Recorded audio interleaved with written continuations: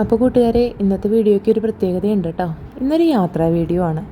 സാധാരണ എല്ലാ വർഷങ്ങളിലും പഴനിയിൽ പോകുന്ന ഒരു പതിവായിരുന്നു. എന്നാൽ കഴിഞ്ഞ 2 വർഷമായിട്ട് പഴനിയിൽ പോകാൻ സാധിക്കാറില്ല. അതുകൊണ്ട് തന്നെ മനസ്സിനൊരു വിഷമമായിരുന്നു. അങ്ങനെ ഇരിക്കുകയാണ് കേട്ടോ, നമ്മുടെ സോഷ്യൽ മീഡിയയിലൂടെ തന്നെയാണ് നമ്മുടെ തൊട്ടടുത്ത് തന്നെ തൃശ്ശൂർ പുത്തൂരുള്ള ചോച്ചേരിക്കുന്ന് എന്ന് പറഞ്ഞിട്ടുള്ള കേരള പഴനി എന്നറിയപ്പെടുന്ന അമ്പലത്തിനെക്കുറിച്ച് കേട്ടത്. അപ്പോൾ അങ്ങനെയാണെങ്കിൽ നമ്മുടെ തൊട്ടടുത്താണല്ലോ, ഒന്ന് പോയി കാണാം എന്നുള്ള ഉദ്ദേശത്തിലാണ് നമ്മൾ ഈ അമ്പലത്തിലേക്ക് പോയത് കേട്ടോ. സത്യം പറഞ്ഞാൽ അവിടെ ചെന്ന് ഈ അമ്പലം കണ്ടപ്പോൾ ഒരു പ്രത്യേക അനുഭവം തന്നെയായിരുന്നു കേട്ടോ. സാധാരണ പഴനിയിലെ അതേ സ്റ്റെപ്പുകളൊക്കെ അതുപോലെ തന്നെ തോന്നി എനിക്ക്. നമ്മൾ സാധാരണയായിട്ട് പഴനിയിൽ പോകുമ്പോൾ എപ്പോഴും സ്റ്റെപ്പിലൂടെ കയറിയിട്ടാണല്ലോ പോകാറുള്ളത്. ഞാൻ അങ്ങനെയാണ് പോകാറുള്ളത്. ഇവിടെയും അങ്ങനെ തന്നെയാണ് ചെയ്തത്. പക്ഷേ പ്രായമായവർക്ക്, അതുപോലെ സ്റ്റെപ്പ് കയറാൻ ബുദ്ധിമുട്ടുള്ളവർക്കൊക്കെ കാറ് അമ്പലത്തിൻ്റെ തൊട്ടടുത്ത് വരെ എത്തുന്നുണ്ട്. അങ്ങനെയും നമുക്ക് പോകാം.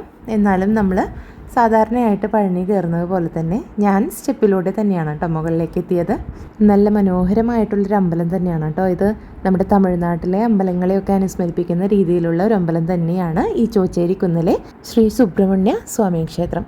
ഇവിടുത്തെ പ്രധാന പ്രതിഷ്ഠ സുബ്രഹ്മണ്യ സ്വാമി തന്നെയാണ്. ശിവനും പാർവതിയും അതുപോലെ തന്നെ നമ്മുടെ വിനായകനും ഒക്കെയുണ്ട് ഉപപ്രതിഷ്ഠകളായിട്ട്.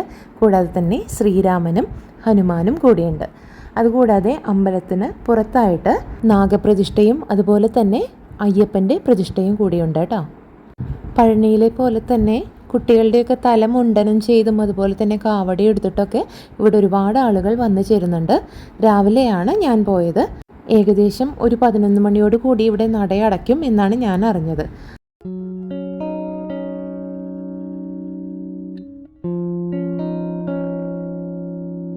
ഇനി അമ്പലത്തിൻ്റെ തൊട്ട് മുന്നിലായിട്ട് വലിയൊരു ആൽത്തറയുണ്ട്. ഒരുപാട് തണൽ നൽകുന്ന നല്ല ഭംഗിയുള്ളൊരു ആൽത്തറയും. അവിടെ അതിന് ചുറ്റും പടികൾ കയറി തളർന്നു വന്നവർ കുറേ നേരം അവിടെ ഇരുന്നിട്ടാണ് കേട്ടോ അമ്പലത്തിൻ്റെ ഉള്ളിലേക്ക് കയറാറുള്ളത്. രാവിലെ 9 മണിക്ക് നട അടച്ചിട്ടുള്ള ഒരു പൂജയുണ്ട് കേട്ടോ. ആ പൂജ കഴിഞ്ഞിട്ടുള്ള സമയത്താണ് അവിടെ അമ്പലത്തിന് ചേർന്നിട്ടുള്ള ഊട്ടുപുരയിൽ അന്നദാനം നടക്കുന്നത്. 9:30 കൂടിയിട്ടാണ് അമ്പലത്തിൻ്റെ ഊട്ടുപുരയിൽ അന്നദാനം നടക്കുന്നത്.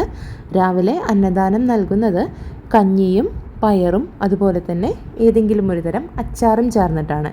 ഈ ഊട്ടുപുരയോട് ചേർന്ന് തന്നെയാണ് ഒരു വലിയ പാർക്കിംഗ് ഏരിയ ഉള്ളത്. അതായത് ഈ വഴിയിലൂടെയാണ്, അതായത് കാറിലോ അല്ലെങ്കിൽ മറ്റ് വാഹനങ്ങളിലോ വരുന്നവർക്ക് പാർക്ക് ചെയ്യാനുള്ള ഏരിയ ഇവിടെ തന്നെയാണുള്ളത്. ഇതിനോട് ചേർന്ന് തന്നെയാണ് അമ്പലം. അപ്പോൾ നടക്കാൻ ബുദ്ധിമുട്ടുള്ളവർക്ക് ഇതിലേ വരാം. അങ്ങനെ അന്നദാനവും കഴിഞ്ഞ് മനോഹരമായൊരു അമ്പല ദർശനം നടത്തിയതിൻ്റെ സംതൃപ്തിയിൽ ഞാൻ വീട്ടിലേക്ക് മടങ്ങി.